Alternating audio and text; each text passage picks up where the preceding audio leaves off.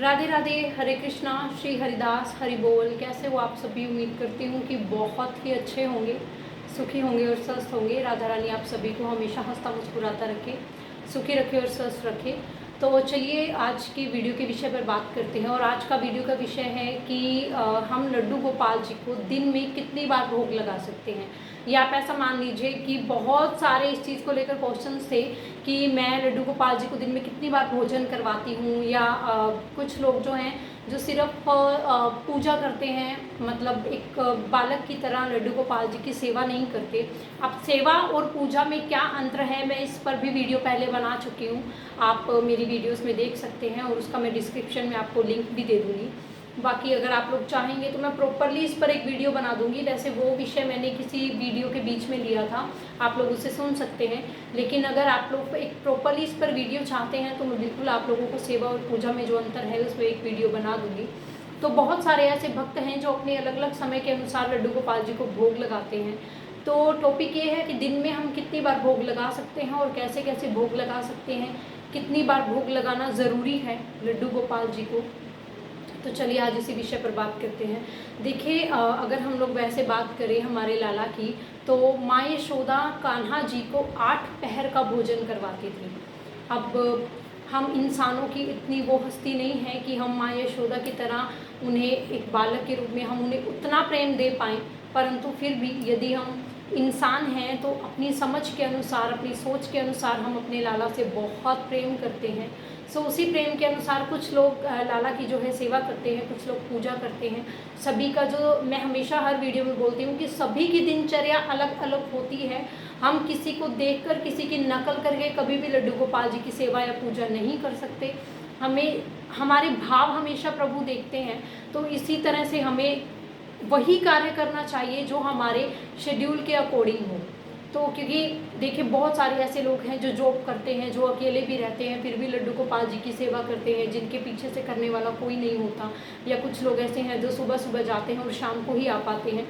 तो इस तरीके से सबका अलग अलग शेड्यूल होता है। तो देखिए जो मेन बात है, सबसे अहम चीज़ कि आप लड्डू गोपाल जी को कितनी बार दिन में भोग लगा सकते हैं। तो देखिए सबसे अहम बात ये है कि आपको दिन में 2 बार तो भोग लगाना ही चाहिए। ये कंपलसरी है कि आप सुबह के समय में और संध्या के समय में 2 बार लड्डू गोपाल जी को भोजन करवाएं ही करवाएं। उनको 2 बार तो भोग ज़रूर लगवाएं। जैसे आप लोग मान लीजिए सुबह का समय में जो भी आप लोग पूजा पाठ करते हैं, जिस तरीके से भी जोत करते हैं या जो भी करते हैं, तो उस समय में आप लड्डू गोपाल जी को भोग लगा दीजिए। यदि आप लोग भोजन का भोग नहीं लगाते हैं या उतना समय नहीं होता कि आप लोग भोजन नहीं दे पाते हैं, सिर्फ भोग की सेवा ही करते हैं, तो भोग में आप कुछ भी दे सकते हैं। फल दे सकते हैं लड्डू गोपाल जी को, दूध दे सकते हैं, दूध के साथ आप कुछ भी दे सकते हैं, बिस्किट दे दीजिए, या फिर माखन दे सकते हैं, मिश्री दे सकते हैं, मेवे का भोग लगा सकते हैं, या जो भी आप लोगों की इच्छा है। और संध्या के समय में भी आप लोग किसी भी चीज़ का भोग लगा सकते हैं। इसी तरह से फल का भोग लगा सकते हैं या मेवे का भोग लगा सकते हैं। यदि आप भोजन बनाते हैं उस समय में बिना प्याज और लहसुन का, तो आप उस चीज़ का भोग लगा सकते हैं। और दूसरी चीज़ कि आप लड्डू गोपाल को रात को दूध अवश्य पिलाकर सुलाएं, बच्चों को दूध ज़रूर पिलाएं। और जो लोग भोजन खिलाते हैं लड्डू गोपाल जी को दिन में, उनके चाहे जितनी बार भी लगता हो भोग, वो अपने अकॉर्डिंग जैसे भी लगाते हो, तो उनका भोजन हमेशा जो है पवित्र होता है। मतलब कि बिना प्याज के और बिना लहसुन के वो भोजन बनता है। तो आप लोग उस अकॉर्डिंग भी अपना भोजन बना सकते हो और लड्डू गोपाल जी को खिला सकते हो। बाकी अगर मैं मेरी बात करूं या उन भक्तों की बात करूं जो प्रॉपरली लड्डू गोपाल जी की सेवा करते हैं, तो वैसे मेन है कि आप लोग 2 बार दिन में भोग लगाइए, ये ज़रूरी है।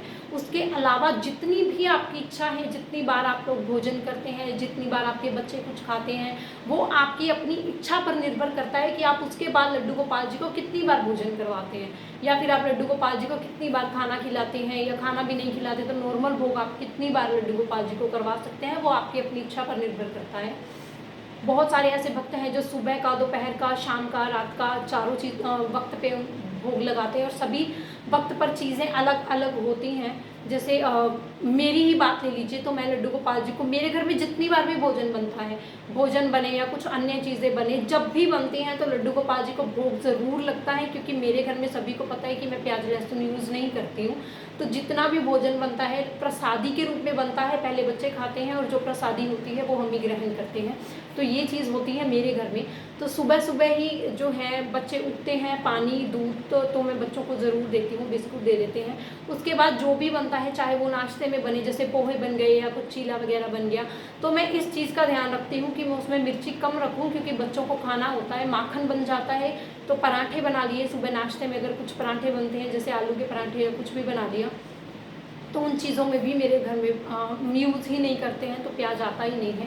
और दोपहर में जो भोजन बनता है वो भोजन का भी भोग लड्डू गोपाल जी को लगता है, और प्रॉपरली भोजन का ही भोग लगता है जो भी भोजन घर में बनता है।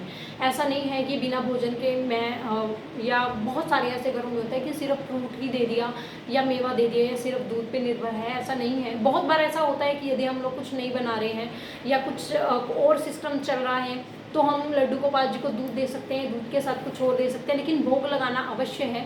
वैसे ही संध्या के समय में यदि कुछ बन रहा है या मार्केट से कोई चीज़ बच्चों के लिए आ रही है, तो वही चीज़ कान्हा के लिए भी आएगी, लेकिन इस चीज़ का ध्यान रखा जाएगा कि वो बाज़ार की बनी हुई चीज़ ना हो, क्योंकि मार्केट में तो प्याज लहसुन यूज़ होते ही हैं। अब उसमें चॉकलेट मान लीजिए, बिस्किट्स मान लीजिए, या कोई भी ऐसी चीज़ जो यूज़ होती है बच्चों के खाने में, तो वही चीज़ें लड्डू गोपाल जी को भी दी जाती हैं।